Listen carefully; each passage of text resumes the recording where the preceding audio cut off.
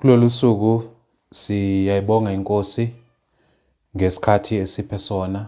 Sisaqhubeka ke kwifundo zokuqala zamaKristu. Namhlanje ke sibuka ke kwisifundo number 29. Sisabuka ke sukela kwisifundo number 26 izixwayiso esibhekise kumaKristu kakhulukazi kumntwana kaNkuluNkulu osengene ebandleni. Kunezixwayiso kumele siziqaphele ezenza ukuthi umuntu ashiye ukukholwa. Sibukile okokuqala kulesi 26 ixwayiso, sibuka ixwayiso ukuthi singajwayelani nababi. Kwisifundo number 27 sibukile ukuthi singahlanganyeli nabazalwane abaphila esonweni nesimisi ubudlelwane, ngoba ukuhlanganyela nabo kulimaza ukukholwa kwethu, kusenza singabi nobudlelwane noNkulunkulu. Siyabuka ku lesson number 28 ukuthi singabheki emumva. Sibonga ukuthi ukubheka emumva sithanda into zezwe, sibheke emumva ngenhliziyo njengoba uIsrael enza ngakhona.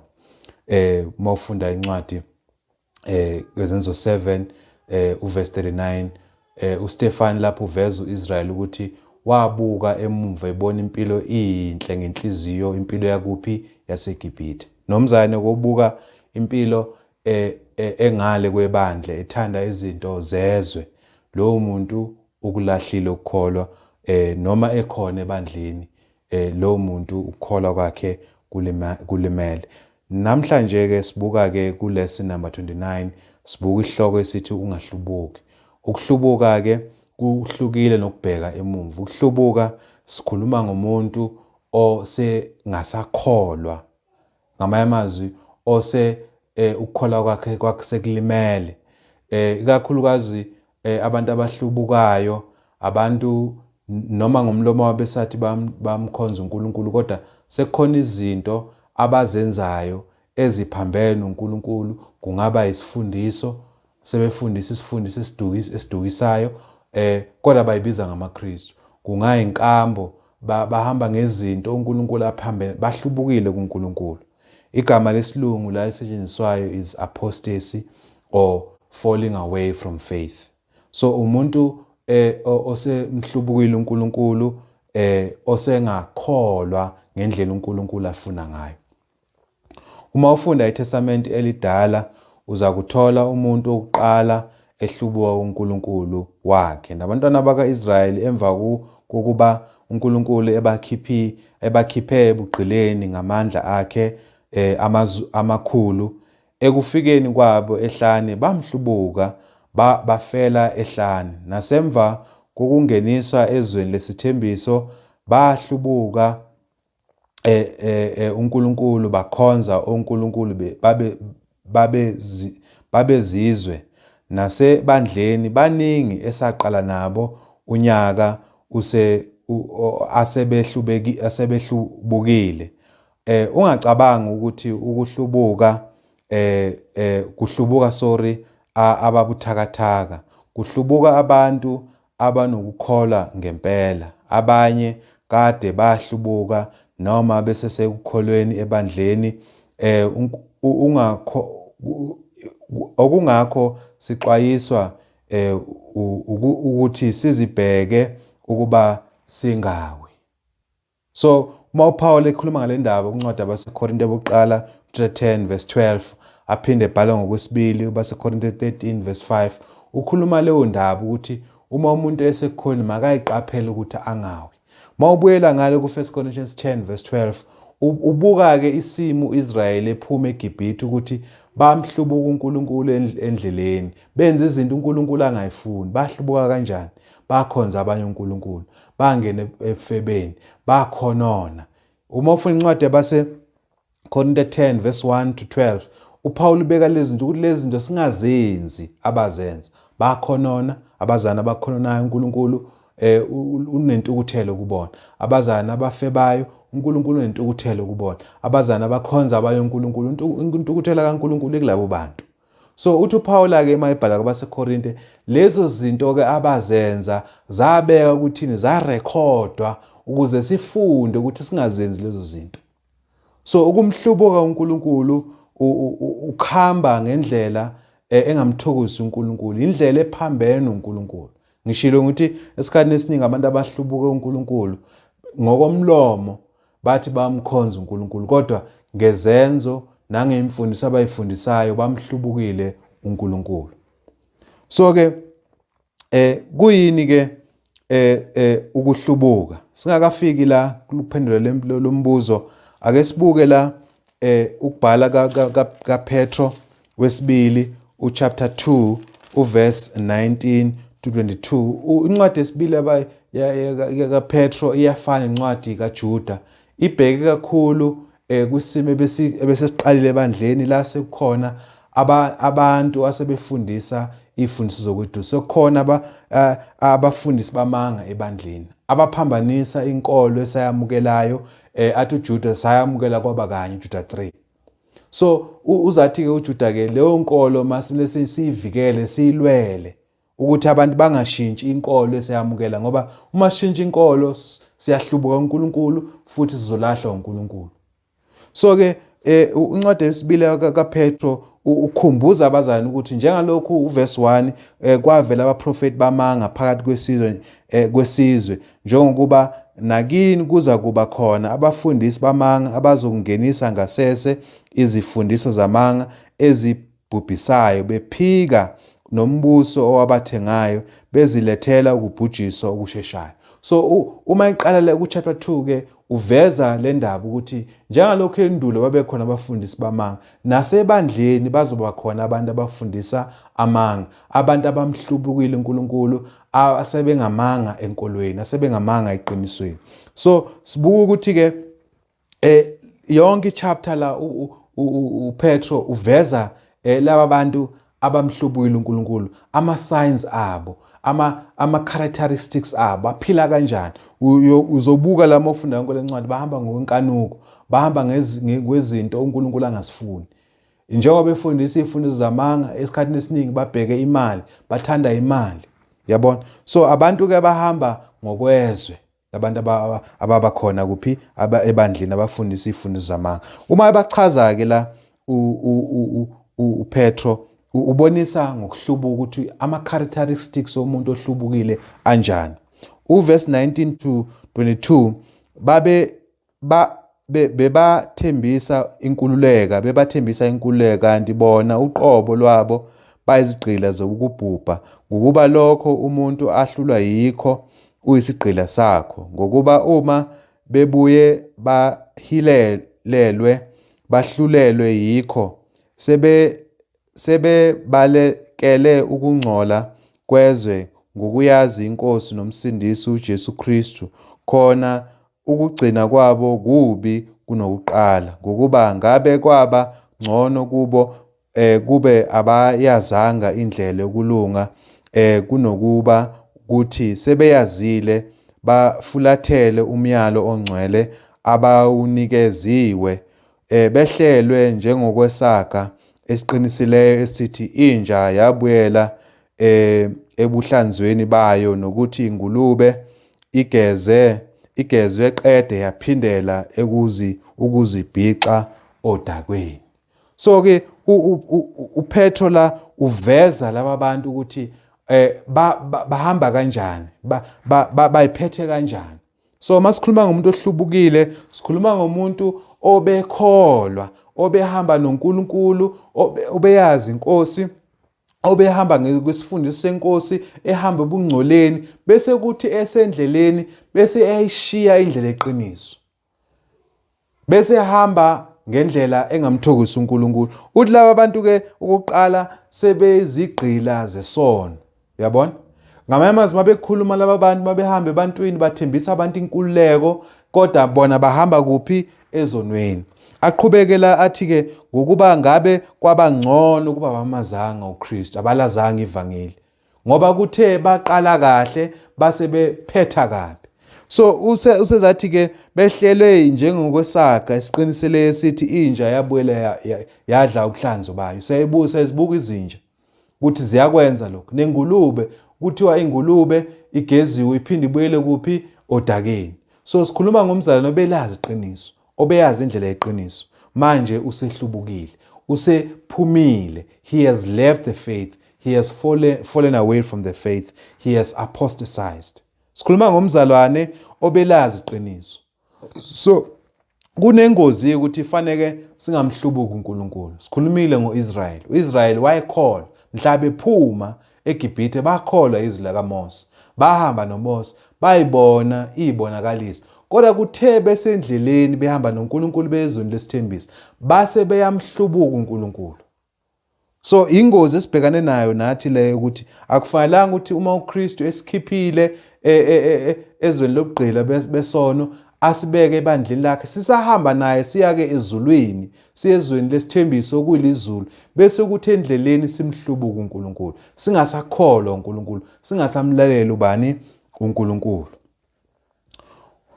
Kuyini ke ukuhlubuka? Ukushiya indlela kaNkulunkulu umuntu abuyele emumva esonweni. Sishilo ukuthi ubuyele esonweni ngani? Ngemfundiso, ngenkambo.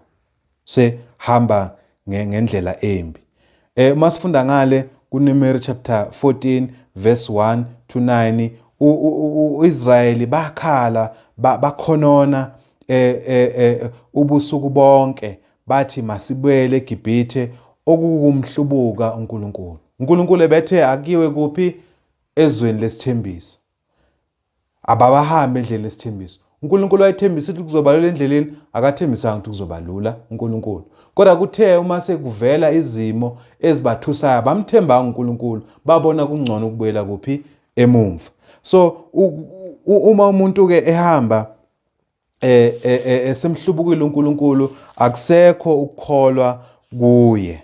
Ake sifunde lencwadi lapha ku Numeri uchapter 14 u14 ke kahlehle kubuya ireport sekuresponda uIsrael emva ukuthi ireport sibuyile bekuthunyeliwe amadoda ukuthi ayosurveya ubheka le ndawo yesithembiso eKhanani. Mabebuya lamadoda awanakho ukukholwa, hambi ngokukholwa amadoda abona laba bantu abaseKhanana bezidlakela kungabantu abakhulu, yabo. Mabefika lapha beletha le report banikeza abantu ukwethuka, baletha ukwethuka ebantwini ukuthi hayi sizohluleka, ngeke sikwazi lelizwe silithole. Kodwa kwababili kwalaba madoda aya amabili abo kuJoshua uKhalebi bathembeka uNkulunkulu, bakholwa uNkulunkulu, babemazi uNkulunkulu ukuthi uma uNkulunkulu ethembisile ukuthi uzoba nikeza isizwe ngempela uzokwenza lokho. uIsrael wayesekhohliwe-ke imangaliso uNkulunkulu azenza ngamandla akhe uNkulunkulu ebakhiphe eGibhithe. Sebekhohliwe-ke mase kufika lesikhathi sekuvela kubo ukukhonona. Ngesifundeke la uchapter 1 Numeri Numbers chapter 14 verse 1 to 9. Inhlangano yonke yayisiphakamisa izwi layo, yakhala, abantu bakhala izinyembezi ngalo ubusuku. Bonke abantwana bakaIsrayeli bakhonona ngoMose nango-Aroni. Yonke inhlangano yathi kubo, sengathi ngasafa ezweni laseGibhithe, noma sengathi ngasafa kuleli hlane. uJehova usilethelani kulelizwe siwe ngenkemba na? Omkethu nabantwana bethu bayakuba yimpango. Bekungengcono yini kithi ukubuyela eGibhithe na? Bathi omunye komunye, masibeke induna sibuyele eGibhithe. Uyabona ukuhlubuka kwabantu. Not only bayakhonona, not only ukuthi sebemshila uNkulunkulu enhlizweni zabo, asakholwa ukuthi uNkulunkulu uzofeza isithembiso sabo, sebephambene nentando kaNkulunkulu. uNkulunkulu wayebeke bani? uMose ukuthi abahole. Sebethi-ke laba bantu ukubonisa ukuthi abasakholwa, sebehlubukile, sebephambene nentando kaNkulunkulu. Sebethini? Masibeke induna yethu ezosibuyisela kuphi? eGibhithe. Uyabona abantu mabehlubukile benzani? Not only ukuthi abasakholwa, kunezinto abazenzayo ezenza ukuthi siphambuke kakhulu kuNkulunkulu. Babeka umuntu wabo, babeka induna yabo, umuntu ongasakholwa kunjalo. Khona uMose noAroni bawa ngobuso babo phambi kwebandla lonke lenhlangano yabantwana bakaIsrayeli. uJoshua indodana kaNumi noKhalebi indodana kaJefune ababephakathi kwabahlola izwe baklebhula izingubo zabo, bakhuluma kuyo yonke inhlangano yabantwana baka-Israyeli bathi, izwe esalidabula ukulihlola liyizwe elihle kakhulu. Uma uJehova esithanda uyakusingenisa kulelo zwe asinike lona, izwe elivame ubisi nezinyosi. Kodwa ningahlubuki kuJehova futhi ningesabi muntu balelo zwe, ngokuba bayisinkwa kithi. Umthunzi wabo usukile phezu kwabo, kodwa uJehova unathi, ningesabi. So ekusabeni kwalaba bantu bagcina sebetheni, masibeke induna yethu izosibuyisa kuphi? eGibhithe. Sekuphambene namazwi kaNkulunkulu. So ukungakholwa kwabo, ukuhlubuka kwabo sekubenza ukuthi benze izinto ezimbi. Nangoku Aroni noMose noKhalebi naye uJoshua bakebhula ingubo, baveza ubuhlungu benhliziyo zabo, ukudumula kwabo ukuthi le ndawo siyile kuyo njengoba sile mina isithumile. Thina-ke noJoshua siyibonile indawo ukuthi indawo enhle, singayiwini njengoba uNkulunkulu ethembisile. Masingesabi, yabona, masingamhlubuki uNkulunkulu, masingenzi lokhu uNkulunkulu angakufuni. So sibuka ukuthi-ke umuntu uma ehlubukile kuNkulunkulu uphambene intando kaNkulunkulu, usehamba ngokungakholwa, usehamba esonweni. Yabona mama sebethi masibeke induna yethu, yabona umuntu onjalo ukuthi kahle hle akasamsaba uNkulunkulu, akasamthobeli uNkulunkulu. So ke uma sedlule isithombe abantwana balaba abantu abala, ngoba phela iningi lalabo baba bala bawe endleleni. Ngalesi senzo sabo uNkulunkulu wabachitha bonke, kwaba uJoshua noKhalebi laba bathembeka ngoba sifuna la uNomeri. Uma ke inzalo yabo isingenile ezweni lesithembiso, sebengenile basinqoba lesizwe, belapho lithi izwi likaNkulunkulu la kubahleli 2, kwavela isizukulwane esingamazi uNkulunkulu. Yabona ingozi ekhona, kuba khona phakathi kwethu abantu abakhohlwayo izinto uNkulunkulu azenzile noma azenzayo. Ake sifunde la incwadi yabahluleli chapter 2, sofunda khona uverse 7 sigcine ku-13. Sibuka ubungozi bokuhlubuka. Siyabona umuntu ohlubukayo nje akabheki nje emumva afise izinto zani zokungakholwa, izinto ezimbi. Uhamba enza izinto ezimcasulayo uNkulunkulu nezimbi. Yabona? Ake sibukeke la abahluleli uchapter 2 sizofunda khona uverse 7 sigcine kuverse 13. Abantu bamkhonza uJehova izinsuku zonke zikaJoshua nezinsuku zonke zamalunga asalayo emva kukaJoshua.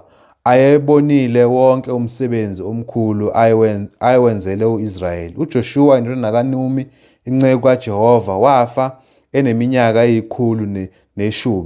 Bambeka emkhawulweni wefa lakhe eTimnathi eHeresi ezintabeni zakwa-Efrayimi ngasenyakatho kwentaba yakwaGahashi. Naso sonke lesi sizukulwane sabuthelana koyise, savela esinye isizukulwane emva kwaso esingamazi uJehova nomsebenzi ayewenzele uIsrayeli. Abantwana baka-Israyeli benza okubi emehlweni kaJehova, bakhonza oBhali, bamshiya uJehova uNkulunkulu wawuyise owawakhipha ezweni laseGibhithe, balandela abanye onkulunkulu babantu ababebazungeza, babakhothamela, bamcunula uJehova, bamshiya-ke uJehova, bakhonza oBhali no-Ashitaru. Imithetho yokuqala kaIsrayeli, uma uMose ebuya entabeni, uma besuka bewela ulwandle olubomvu sebesentabeni yaseSinayi, umthetho wokuqala eyafika kubone eyayibhale ematsheni ekuthiwa imithetho elushumi, imithetho yokuqala ethi ungakhonzi abanye uNkulunkulu. So inkinga esiyenzekile la, kwavela ini sekufoshone uJoshua nezizukulwane aphila naso ababebonile imisebenzi kaNkulunkulu eyenza sukela ebephuma eGibhithe, kwavela izizukulwane esingamazi uNkulunkulu. Abazalwane, nayi warning, nayi ingozi esibhekane nayo kakhulukazi ibandla.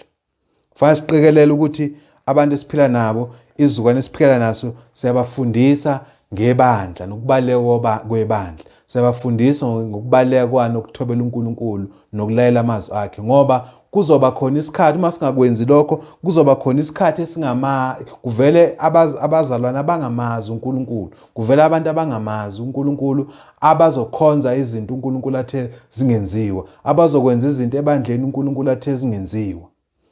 Nakho-ke sekuvela isizukulwane esingamazi uJehova, esikhonza abanye uNkulunkulu. Babekhonza obani? Obhali nabanye uNkulunkulu, oShitaru la esifunda ngabo. ONkulunkulu balezi izizwe ezibazungezile bewu-Israyeli. Athe uNkulunkulu manifika kuleya ndawo ningalinge nikhonze labo uNkulunkulu. So bayatholakala-ke sebeyabakhonza-ke abantwana baka-Israyeli, bamhlubuka ubani? uNkulunkulu. Sibuka ukuthi-ke ikhona ingozi ukuthi uqale kahle, uhambe kahle noNkulunkulu bese kuthi endleleni uyamhlubuka. Yabona izinto abazenzayo, umuntu uma sehlubukile wenza izinto eziphambene kakhulu noNkulunkulu, eziphambene kakhulu nentando kaNkulunkulu. Yabona uma ubuka nabazalwane bethu uma bese behlubuka uNkulunkulu, phela sibonile ngale kuncwadi kaPetro 2, uma silalela abafundisi bamanga bazosenza ukuthi sikhonze uNkulunkulu ngeimfundiso zabantu. Sinabazane bethu siqale nabo manje sebefundisa izifundo zokwaduka. Abanye babo sasingena nabo ama-Sunday school, abanye babo sasingena nabo ama-youth classes, sihamba ama-youth camp. Laba bantu bese ebandleni sikhule nabo. Namhlanje sebeqala amahlelo, namhlanje sebathi izinto zamahlelo zinhle, sebathi namhlanje ibandla lifana na wonke amahlelo. So-ke izinto zabantu sezizinhle kulaba bantu. Kodwa labantu bakhula ebandleni, balazi iqiniso, bazi ukuthi linye ibandla, uNkulunkulu wakha ibandla linye ngoKristu Jesu. Namhlanje sebehamba namahlelo, namhlanje sebehlanganye namahlelo. Bamhlubukile ubani? uNkulunkulu. Bahamba ngeifundiso zani? Zamanga. Sibuka ukuthi-ke umuntu-ke uma esemhlubule uNkulunkulu wenza into uNkulunkulu eyisinengiso kakhulu. Nangu Israyeli ukhonza abanye uNkulunkulu. Into kufana ukuthi uthatha nje into ehlabayo uyifaka isweni lomuntu, uyihlokoloze emseni, uyamhlukumeza. noNkulunkulu ukwenza kanjalo. Yabona, ukumphatha kabi uNkulunkulu ekwenzele kahle. Kuveza isimo ukuthi izinto azenzele uIsrael ezinhle bakhipha ezweni leSigibhite. Bahlala more than 400 years eEgypt bekhala. uNkulunkulu uthumela uMose uyabakhipha basendaweni efanele enhle. Uma befika lapha bamhlubuka uNkulunkulu, bakhonza abanye uNkulunkulu. Ibhlungu lo ndaba ukuthi senze into kanjalo kuNkulunkulu. uPaula uma ngesikhathi sethu uma sekhuluma ngebandla wathi emva kwakhe kuza kungena ebandleni izimpisi ezihahayo zingawuhawukeli umhlambi, naphakathi ebandleni kuza kuvuka amadoda akhuluma okudukisayo ahunge abafundi ukubalandela. Izenzo 20 verse 29 to 30. Amazwi akhe okugcina uPaul uma ekhuluma nebandla nabaholi basebandla lase-Efesu ngeinsuku zakhe zokugcina, uPaul useyabala ukuthi nginibona ngokugcina. Amazwi okugcina kaPaul uyabawona-ke, uletha isixwayiso kubona, uthi kuza kuvuka amadoda phakathi kwenu, kovuka impisi. Yabona impisi ehahayo, impisi isilwane esibi kabi, impisi asiwuhawukeli umhlambi. Impisi ingafika esibayeni la kugcwele khona izimvu, impisi ayifani njengezinye izilwane engathi zinengqondo. Yabona, ezinye izilwane noma umuntu uma ebona umhlambi wezilwane uya ebambe isona. Yabona nje umuntu uma eyohanta eyozingela uthatha isisodwa isilwane, yabona, asidla ayeke ezinye. Impisi-ke uma ifika izibuyela zonke lezi zilwane ezikhona esibayeni, bese ithathe yodwa ihambe nayo. Inonya, isilwane esiyimpisi sinjani? Sinonya. Ingakho uNkulunkulu esebenzisa isilwane sempisi la ukubonisa abantu abadukisa abantu ebandleni ukuthi abantu abahahayo, abantu abangawuhawukeli umhlambi, abantu abanganendaba nani nebandla, they will destroy the whole church. Bafundise wonke into ephambene nentando kaNkulunkulu for the sake of imali. Mabethola imali nje, wonke umuntu okhona la ebandleni bangamfaka esogeni abanankinga. Impisi njalo, ukuze ithole leyo nyama eyitholayo inyamazana noma imvu leyo eyodwa ibulela zonke izimvu esibayeni. Kanjalo ke nomfundisi wamanga unjalo. Uthi ke kuza kuvuka ebandleni izimpisi ezihayi ezingawuhokeli umhlambi, naphakathi kwenu ngaphakathi ebandleni kuza kuvuka amadoda akhuluma okudukisayo ahunge abaningi ukubalandela. Namhlanje sinamahlela angaka awabaleki nokubaleka. Khona abake bazama bethi ba-estimate, kakhulukazi ababhali bomlando wamasonto nabenza ama-statistics ngamasonto.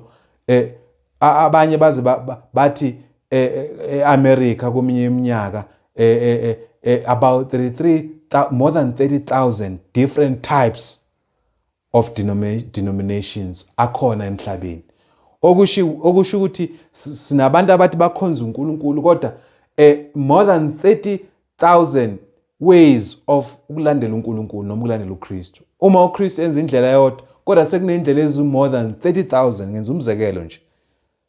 So sibuka ukuthi ke enkolweni esikuyo kunabantu abadukisa abantu baningi, babafundisa imfundiso ezidukisayo ziningi egcwele emhlabeni. Kodwa abantu bakhonza ubani? uNkulunkulu. Ngamanye amazwi basebenzisa iBhayibheli, inhloso yabo akusiki ukuthi basiza abantu per se, inhloso yabo ukuthi benze njani bathole imali le abayifunayo. Bangamane badukise lonke ibandla balise esihogweni, inhloso ikuphi? Ukuze ngithole imali. So akazelanga uNkulunkulu nento zikaNkulunkulu, uzele imali. Usebenzisa nje iBhayibheli ukuze athole lezi zinto zasemhlabeni ngoba ethanda into zakuphi? Zasemhlabeni. Uthi ke kuzovela amadoda phakathi kwenu, abantu bebehamba ngeqiniso, ngenxa ukuthi sebehamba ngemoya edukisayo bazodukisa ibandla. Sibuka ukuthi ke uma umuntu uthi uhlubukile, umuntu ongasahambi ngokweqiniso. Abafundisi bamanga njengoba uPetro beshilo bazovuka phakathi kwethu, bazovuka ebandleni bafundise okunjani?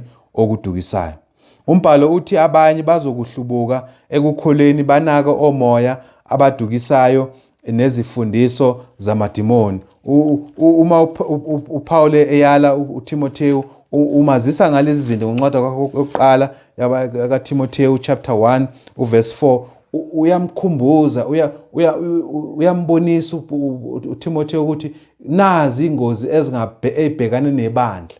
Kuzovela abantu abahamba ngemoya emibi, abangahambi ngomoya kaNkulunkulu. 1 Timothy 4 verse 1. Kepha umoya usho ngokucacileyo ukuthi ngezikhathi zokugcina abanye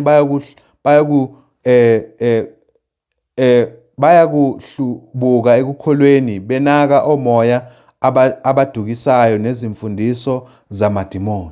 Okusho ukuthi ngekhathi zokugcina, njengoba siyikhathi zokugcina or the Christian age, kuzovela futhi amadoda, kuzovela abantu abazohamba ngeimfundiso zokweduka belalela omoya bamadimoni. Yabona? Uzathi ke laba bantu mabehamba ngale moya yamadimoni ngokusebenzisa ngokuzenzisa kwabaqamba amanga abashiwe uphawu kunembeza kwabo, banqamela ukuganana bethi akuzilo ukudla akudalayo uNkulunkulu ukuba kwamukeleke ngokubonga yibo abakholwayo nabalaziyo iqiniso. So kuzovela abantu bafundisa imfundo zabadimoni. Namhlanje zigcwele imfundiso. Kunamasonto amile nalezi imfundiso.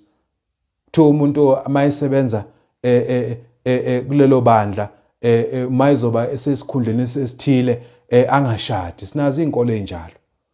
AmaRoma Katolika uma ufather noma ubani okhona lapho usebenza khona kunezikhundla kumele kuthiwa ungashadi. Imfundiso yani yamadimoni le ayibuye eBhayibhelini. So uthi ke kuzoba khona abantu abazobahamba ngalezi imfundiso, abazohamba ngale mimoya. So kufanele sibagweme, kufanele sibazi, kufanele sihlolisise umbhalo ukuze sikwazi ukubabona ukuthi laba bantu akuseba abantu abahamba ngani? Ngokweqiniso, ngoba bahamba ngeimfundiso zokweduka. Izinto ezidukisa abantu abaningi. Sesibonile ukuthi kuyini ukuhlubuka, ukuphambuka ezwi likaNkulunkulu, ukufundisa imfundiso ezidukisayo, ukuhamba inkambo yethu imbi kuNkulunkulu, siphambene nezwi likaNkulunkulu, ukungakholwa kuNkulunkulu. Yabona? Izinto ezidukisa abaningi ukulandela omoya nezifundiso zamadimoni. Sikufundile lokho 1 Timothy 4 verse 1 to 5. Le ndaba yemfundiso zigcwele emhlabeni. So sinabazane abahlubukayo bebelazi iqiniso. Sinabazane okuthe sakhula nabo ebandleni. Namhlanje sebemise amasonto amakhulu, sebebisa amahlelo amakhulu. Kodwa iqiniso bayalazi ukuthi uNkulunkulu ufundisana ebandleni, ufuna ibandla lihamba kanjani. Sebehambisa izinto zikaNkulunkulu njengezwe, sebehambisa izinto zikaNkulunkulu njengamahlelo, sebeyihlelo into uNkulunkulu angayakhanga ngokumbhala. Sibuka ke izinto ezidukisa abantu. Okunye ingenxa ukuthi abantu ngithanda abantu balandele mina. So ngithanda udumo, ngithanda ukubusa abantu, ngithanda ukwenza izinto ukuthi abantu bangilandele. Sibonela kuncwadi ezinzo 20 verse 29 to verse 8 ukuthi uPaul lapha kuzovela impisi ehahayo ezingawuhawukeli umhlambi, nakini kuyovuka amadoda kanjani afundise okuphambene okudukisayo, behunga abantu kuba banjani babalandele. So the aim ukudonsa abantu baphume enkolweni, baphume kuKristu ukuze babalandele. Kunenhloso ekhona phela. Inhloso ukuthi kunenzuzo esizoyenza ngalabo bantu esifuna banjani basilandele. Yilokhu uPaul akhuluma ngakho incwadi yabaseRoma chapter 16 mawufunda uverse 17 ma ebonisa ngabantu efanele sibaxwaye 17 no 18 okufanele sibaxwaye abanezifundiso zokweduka ababanga ukwehlukana. U18 wakhona uveza ukuthi laba bantu baqhutshwa izisu zabo, baqhutshwa ukuthanda imali. So izinto ezenza ukuthi abantu bahlubuke ke ilezo ukuthi bathanda ukuthi abantu babalandele. Zenzo 20 verse 29 to 30. Esinye sezathu ngoba ukuthanda ukuba mkhulu ebandleni. Mawufunda ngendoda ebihlupha ebandleni ingafuni ukusebenzisana nabapostoli, ivimba imisebenzi yebandla. uJohn ukhuluma ngayo le ndoda kuJohn incwadi yaJohn iJohn wesithathu la the third book kaJohn la uverse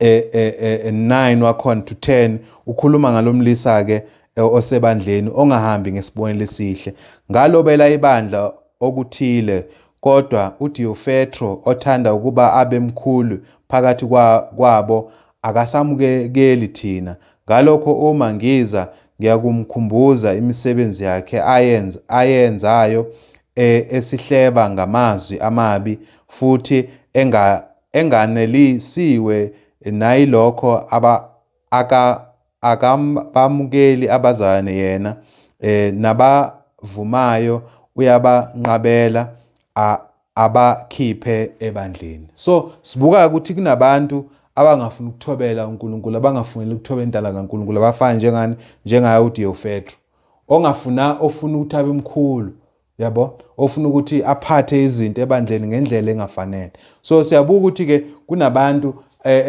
into ezenza ukuthi abantu babahlubuka ukuthi ufuna ukuphatha, ufuna ukuba mkhulu. So uyadlulela kwizinto uNkulunkulu ashilo. Okunye ukuthanda imali. uPaul uma ekhuluma ngale ndaba 1 Timothy 6 verse 9 to 10 ukhumbuza ukuthi kithina abazalwane ukuthi ukuthanda imali ukuthanda imali kuletha ukuthi umuntu enze izinto ezinjani ezimbi. Phela imali impande yakho konke okubi, lokho uPaul akusho kuverse 10. So othanda ke imali ulahlekelwa ukukholwa kwakhe, ulahlekelwa yini imphefumulo wakhe egcineni ngenxa ukuthi wenza zonke into ezimbi uNkulunkulu angazifuni ngenxa yani yemali. So sinabafundisi bamanga kahle hle usebenzisa iBhayibheli ngenhloso ukuthi azuze imali ukuze abe yimillionaire. Ubonile ukuthi mangivula isonto lami ngizoba yimillionaire, ngizoba nemali. Angibatshela ukuthi mina ngiyakhola beze yonke into engiyishoyo noma iphambene nentando kaNkulunkulu, kodwa inhloso yami enkulu ngifuna le mali. So ke okunye okwenza ukuthi abantu bahlubuke uNkulunkulu ukuthanda inhliziyo nokuthanda ukuthanda izihlobo kunokuthanda uJesu kungukuhlubuka kuNkulunkulu. Ake sifunde la kuncwadi kaMathewu chapter 10, sizofunda khona la uverse 34 sigcinela kuverse 37. Sibuka ukuthi ke ezinye zezinto ezimhlubusayo uNkulunkulu, umuntu kuNkulunkulu. So ukuthanda abantu bomndeni, ukuthanda izihlobo kusenza ukuthi ke simhlubuke uNkulunkulu, ngoba phela mase sithande izihlobo kuzothi izihlobo zethu mazisenze lokho okuphambene nentando kaNkulunkulu sigcine sikwenzile, ngoba uthando lwethu lihlezi kulaba bantu. Ake sifunde kuMathewu 10 verse 34 to verse 35. Ningasho ukuthi ngize ukuletha ukuthula emhlabeni. Angizanga ukuletha ukuthula kepha inkemba. Yebo, ngize ukuphambanisa umuntu noyise, ndodakazi, nonina, noma lokazane, noninazale, ninazala, nezitha zomuntu kuyakuba ngabendlu yakhe. uKristu la bekangasho ukuthi sibazonde abakithi, bekhuluma ukuthi uthando lwethu kumele liqale hlale kuyena.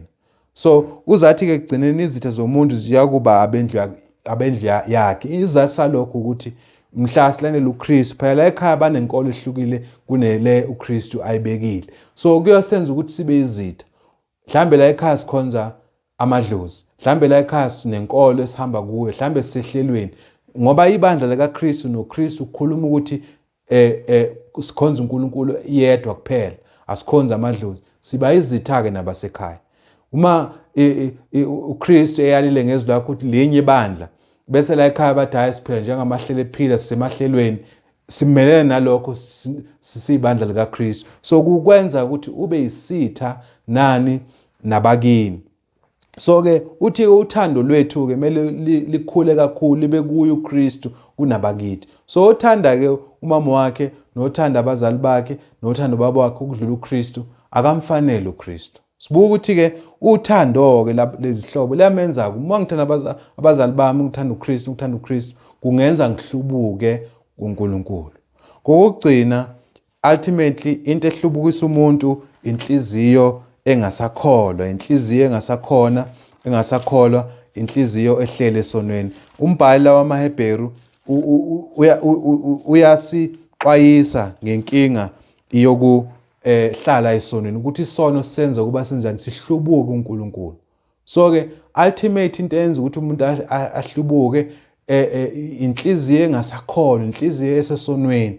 Phela ngilayela izifundo zamanga ngoba ngisakholwa vele sengihlala esonweni.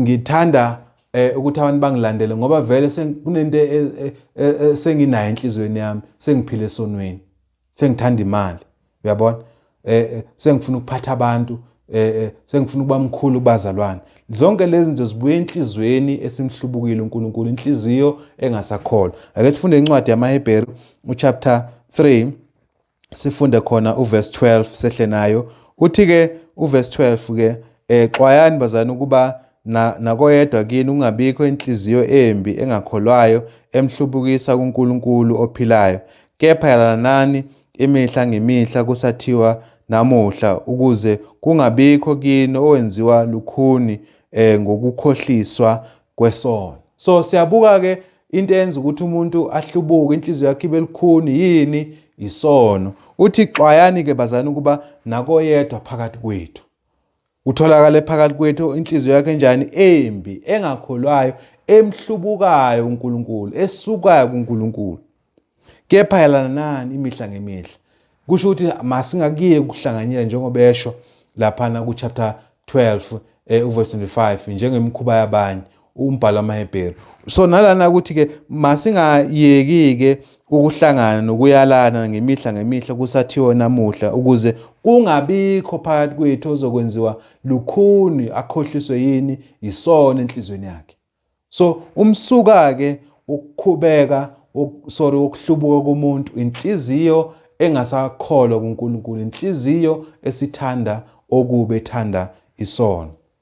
Abaningi abahlubukile balishiyile ibandla, kodwa abayingozi kithina yilabo abahlubuka kakhulu kuNkulunkulu bahlale bekhona phakathi kwethu. ngoba bayimvubelo embi kwabaningi. Masiziqaphele ngokuba sonke singahlubuka. Isifundo sithi sisithintile unumber 27 esibone lapha siyalwa uNkulunkulu ukuthi masingahlanganyeli nabazalwane abawile ekukholweni, masingahlanganyeli nabantu abafundisa izimfundiso zamanga, masingahlanganyeli nabazalwane abenza izono uNkulunkulu athe singazenzi. uPaul uma ufuna incwadi yabaseKorinte chapter 5 esiyibonile 1 Corinthians chapter 5 verse 1 wehla nayo uzofika ku13, ubonisile lapho uPaul ukuthi akufanelanga sihlangene laba bantu, kufanele simise ubudlelwane nabo, kufanele singahlanganyeli nalabo bantu. So why uzathi uPaul lapho ngoba imvubelo uzathi anazi kuverse 6, anazi ukuthi imvubelo encane ibilisa inhlama yonke. So kusibonisa ukuthi uma sihleli-ke nabantu abahlubukile uNkulunkulu ebandleni sisengozini, ngoba lokhu kuzolimaza ini ukukhola kwethu, kuzoyenza ukuthi nathi sihlubuke uNkulunkulu. Makunomuntu ofundisa isifundiso samanga, ingakho iBhayibheli sisehlukane naye, ngoba uze senza lo muntu sihambe ngale mfundiso yakhe bese siyamhlubuka sonke kuNkulunkulu ngale mfundiso naye.